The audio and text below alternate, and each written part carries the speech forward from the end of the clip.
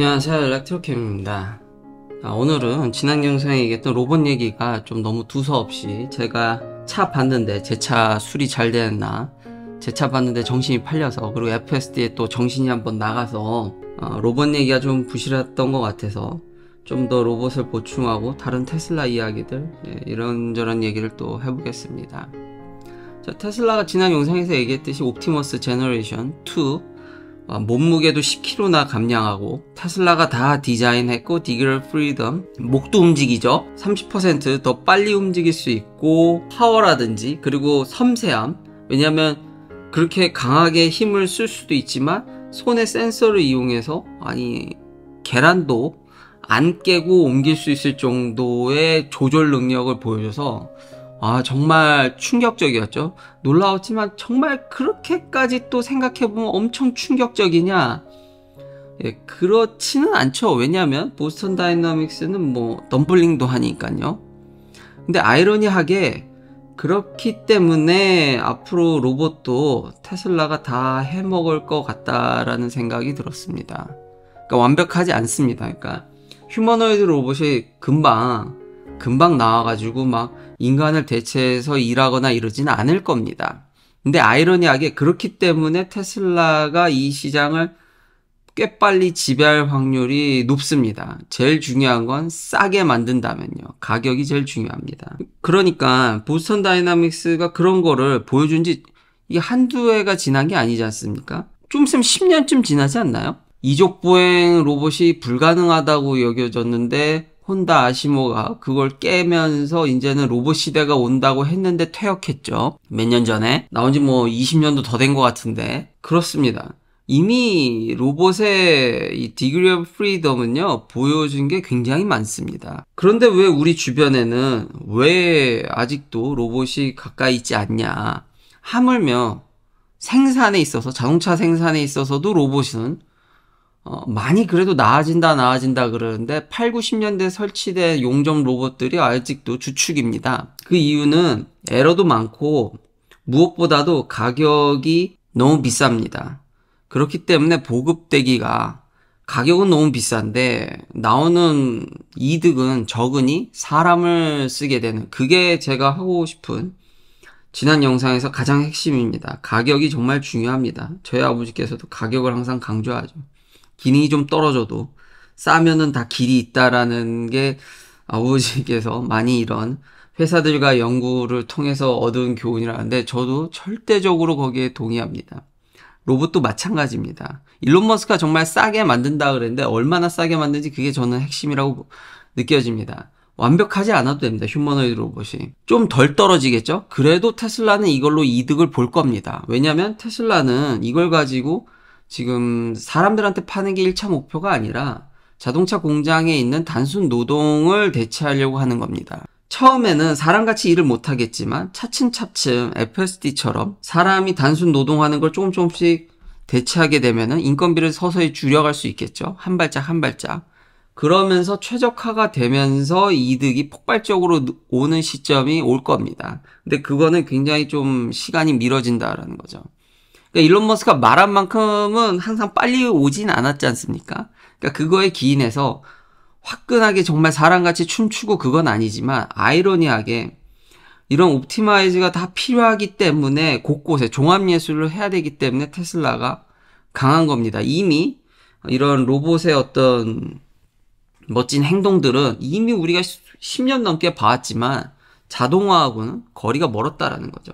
이제 로봇하고 이거 대화, 소통도 시켜먹는 것도 되게 힘들다고 제가 얘기를 했었죠. 근데 라지 랭귀지 모델이 나오면서 이제 어질리티에다가 이걸 써보려고 하는데, 이제 그러면 생성형 AI 때문에 좀 더 로봇과 대화가 잘 되고, 그럼 시켜먹기가 조금 더 수월해지겠죠? 이게 안 돼가지고 다 코딩을 제한적으로 하다 보니까 실제 공장에서 힘들었다라는 겁니다. 근데 일론 머스크는 X를 통해서 그럭도 런칭했죠. 그냥 대단합니다. 그래서 여기서 이렇기 때문에 테슬라를 자동화에 그래서 높게 보는 겁니다. 단순히 라지 랭귀지 모델을 사다가 로봇에 꽂는다고 작동을 굉장히 잘 할까요? 제가 처음에도 얘기했듯이 완벽하지 않을 겁니다. 로봇도 완벽하지 않고 아직 라지 랭귀지 모델도 완벽하지 않지 않습니까? 그러니까 옵티마이저는 최적화라는 과정이 필요한데, 그리고 엔드 투 엔드, 그러니까 로봇부터 해서 이런 챗봇까지 이게 인식되는 뭐 하나의 풀 스택으로 수직 통합 계열이 되는, 그래야지만 겨우 아마 공장에서 단순 노동을 겨우 할 것으로 저는 생각이 됩니다. 여러분들이 생각하는 그 휴머노이드 언젠간 오겠죠. 오는데 그게 그렇게 빨리 오지 않는다라는 거죠. 빨리 오지 않는데 테슬라가 하기 때문에 시장에서 이렇게 관심을 갖는 거지 않습니까? 이미 다 준비가 되어 있습니다. 챗 GPT도 지금 로봇에 탑재하려고 하는데 그것의 대항마의 그록을 일론 머스크가 이미 준비를 해놨고, 로봇도 자기가 만들고 자기가 다 디자인하고 완벽하지 않을 겁니다. 않는데 이런 게 FSD 이렇게 하나하나 업데이트 되듯이 공장이 투여되면 거기서도 계속 소프트웨어 업데이트를 할 겁니다. 그리고 로봇의 또 문제가 뭐냐면 배터리죠. 근데 테슬라는 배터리도 하네요. 그래도 인간같이 일하는 거는 인간의 효율은요 정말 극강입니다. 근데 공장에서, 자동차 공장 안에서 제한적이나마 일한다고 하면은 굳이 배터리가 그렇게 오래 가야 될 필요가 있을까요? 공장 라인에서 일하는 사람 일하는 반경은 생각보다 그렇게 넓지 않습니다. 배터리 조금 싣고 와이어링, 물론 일론 머스크는 8시간 일할 수 있을 거라고 그러는데, 그래서 무게를 계속 가볍게 하는 거고, 이 액추에이터의 성능을 정말 증가시켜서 효율을 인간같이 극대화시켜서 이제 8시간이라고 하는데, 아직은 저는 그렇게 긍정적으로 보지 않지만 그래도 충분히 이거를 공장에서 써먹을 만한 여지가 있다라는 겁니다. 테슬라라면은 소프트웨어를 통해서 자기들이 잘하는 AI, 챗봇을 통해서 대화뿐만 아니라 그것을 직접 행동에까지 연관시키면은 이 어려운 난관들을 적재적소에 여러 가지들을 다 줄여서 만들어낼 수 있을 거라고 보여집니다. 그러니까 다 할 줄 알아야 됩니다. 이거를 상용화해서 쓸만하게 하려면은 적정 가격에 만드는 게 진짜 제일 중요하고, 그리고 다 할 줄 알아야 된다. 로봇만 잘해가지고는 절대로 이게 안 되는데 테슬라는 전방향에 되어 있다.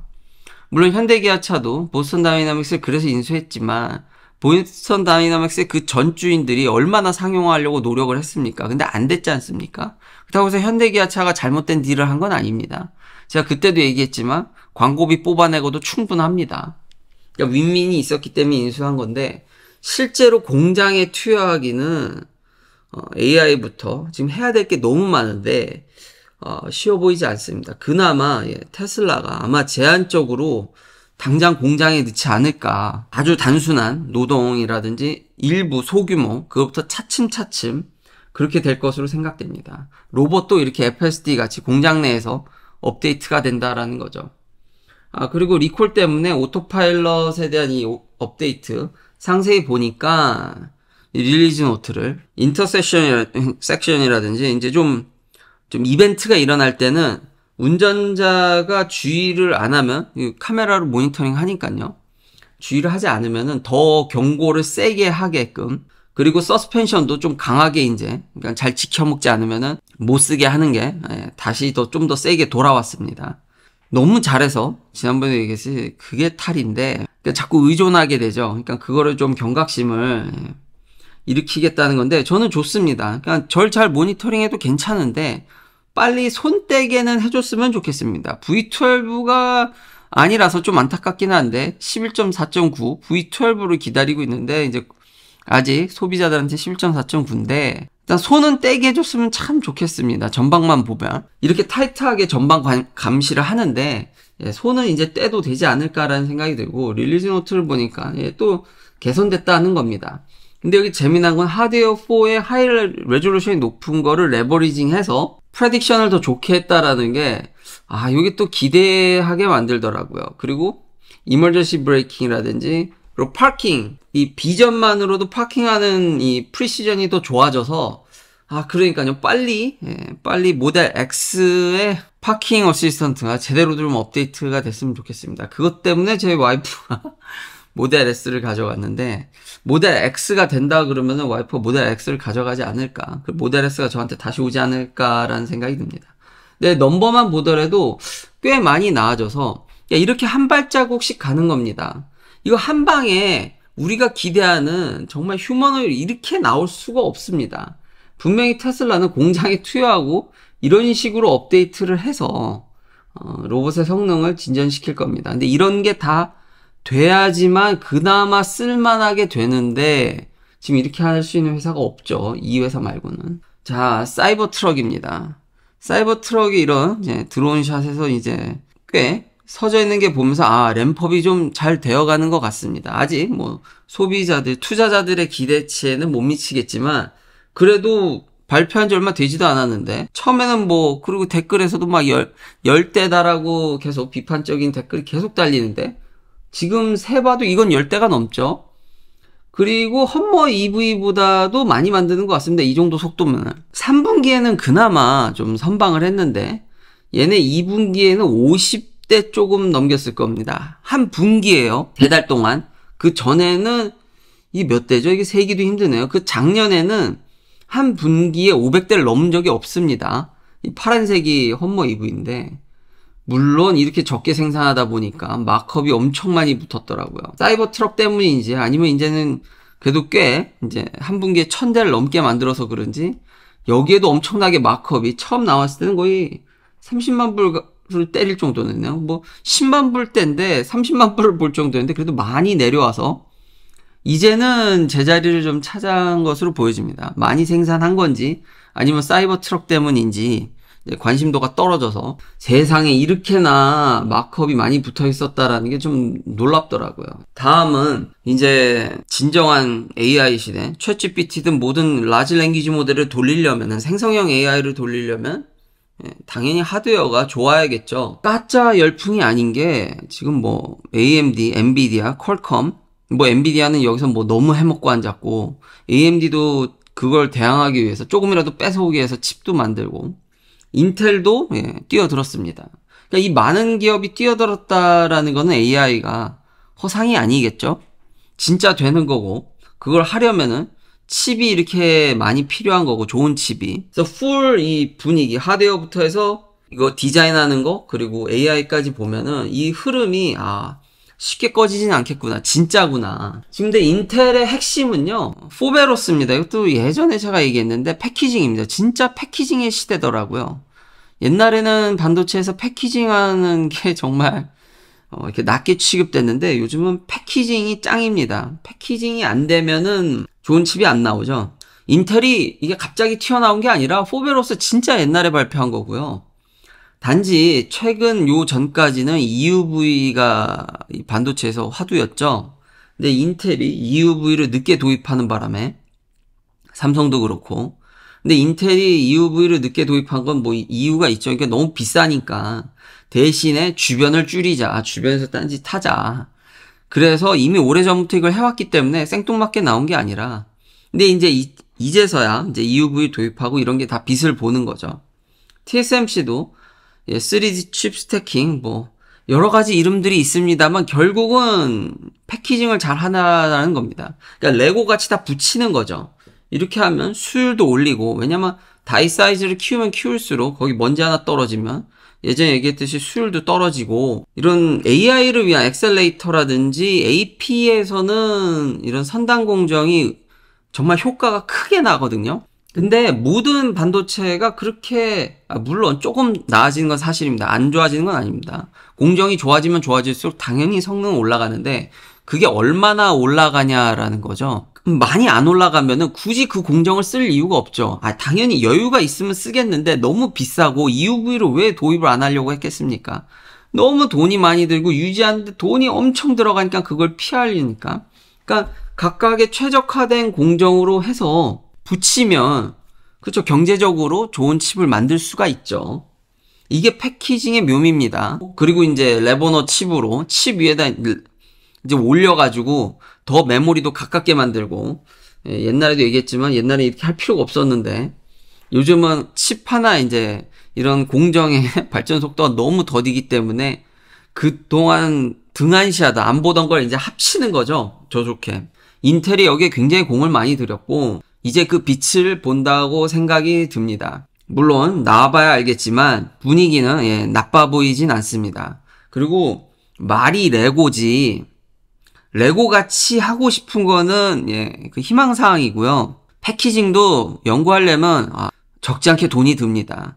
지금 우리가 저 트랜지스터 사이즈가 뭐 몇 나노, 그럼 머리카락의 막 몇만 분의 1인데, 그렇게 모여있는 것들을 붙인다고 생각해 보십시오. 그게 그냥 붙는다고 붙겠습니까? 중간에 이거를 잘 조율하고, 이걸 잘 온라인을 해야지 이게 붙지, 갖다 그냥 진짜 레고 같이 그냥 떡하니 올린다고 붙지 않습니다.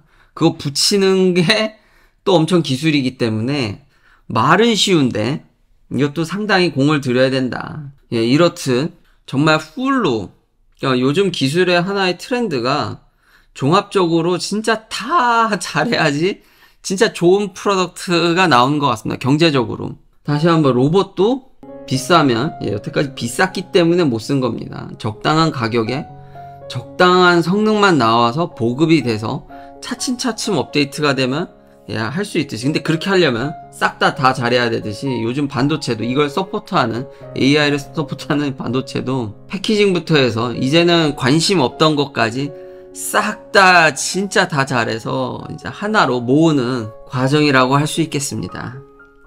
긴 영상 시청해주셔서 감사합니다. 다음도 테슬라 관련 이야기들로 찾아뵙겠습니다.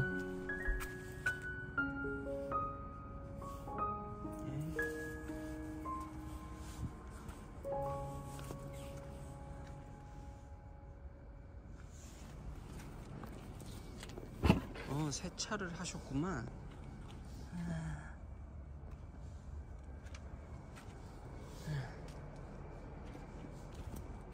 고마웠다.